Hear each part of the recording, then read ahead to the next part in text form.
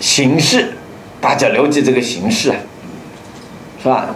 第二，向大家介绍一下政策，国家有哪些政策，我们要树立哪些理念，哪些思想，是吧？哪些思想，这是我们讲的第二讲啊，向大家介绍的第二个大的内容。你看，第一，国家领导人论传统文化，国家主席了，总书记了，军委主席了，我们国家第一号人物，你看03年就提出来，大力发扬中华文化的优秀传统，大力弘扬中华民族伟大精神，就是在这次会上决定在海外建100所孔子学院，结果现在已经建成401所。现在海外申请孔子学院，向我们申请孔子学院超过1600所，超过1600所啊。那么景涛总书记多次讲话，后面我会介绍的，要求全国各级领导干部、所有老师要高度重视祖国传统文化，提出要广泛开展传统文化经典教育普及活动。听到普及活动，后面我有专门向大家介绍。温家宝总理，你看，我们景涛总书记家里啊，国家主席吴景涛都是书香门第啊，从小读经书的。温家宝总理从小读经书的，温家宝总理是4岁半开始读经书，爷爷奶奶教经书，我们张亚勤的老乡啊，贴近的老乡啊，爸爸5姊妹全部教经书，知道吗？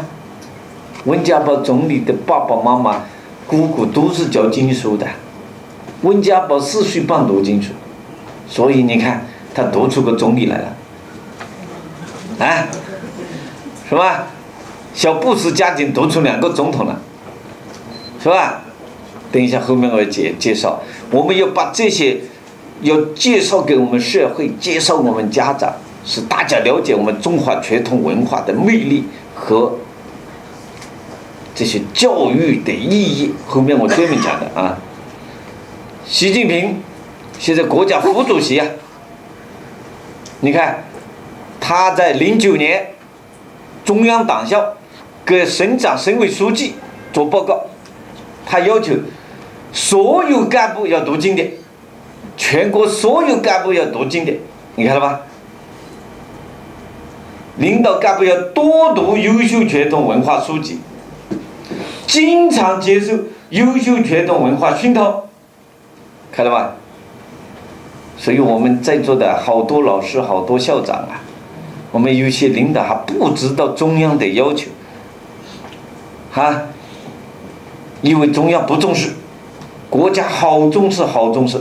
所以就是我们下面不动，所以我们现在经常讲啊，中央的精神、国家精神好的不得了，就是难得贯彻落实。现在讲我们中央的好政策啊，好的精神啊，过不了黄河啊，过不了长江啊，啊，我们湖南呢一下就过来了，是吧？我们湖南中风一刮进来了，我们有些地方就刮不进去，是吧？你看，刘延东，中共中央政治局委员，就党的领导人呐、全中国政治局委员只有25个人，他是其中之一。国务委员，国务委员是什么？国务院副总理，原来是我的直接领导，最高领导。原来刘延东同志是全国政协副主席，中央统战部部长，中央中华文化学院党组书记。原来他就是我们中央中华文化学院党组书记。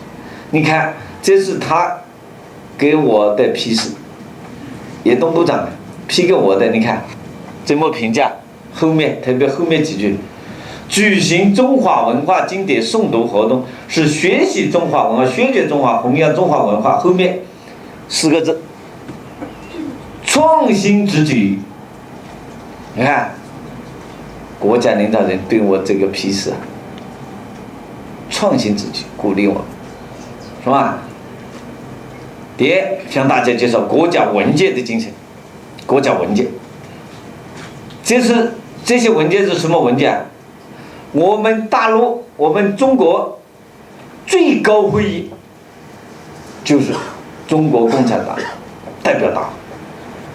我们在大陆共产党执政啊，各民主党派参政，8个民主党派参政，共产党执政，这是我们中国的独特的政治制度。为什么？历史经验，所以一个党的执政，其他的都来参与执政，这样的中国人口太多了，不能乱不得，经过历史经验总结的。那么国家的文件17大报告，也可以说17大报告哪个做呢？党代会的代表哪个做报告？总书记吴锦涛的讲话，弘扬中华文化，构建中华民族共同精神家园。看了吗？第二句，全面认识祖国传统文化，加强中华传统文化教育。你看我们在座的各位老师啊，我们举办已17期了经典教育培训班、传统文化经典教师培训班，哪个要我们办的？国家主席要我们办的。哪个要我们办的？哪个要我们来学习啊？温家宝总理要我们来学习，是吧？国家，你看，中共中央办公厅、国务院办公厅关于“十一五”时期文化发展纲要，中国的文化怎么发展？国家做了“十一五”发展纲要，马上“12五”纲要出来了。在这里面，你看，小学要开书法课、绘画课、传统工艺课，在语文课中要增加传统经典范文、诗词的比重。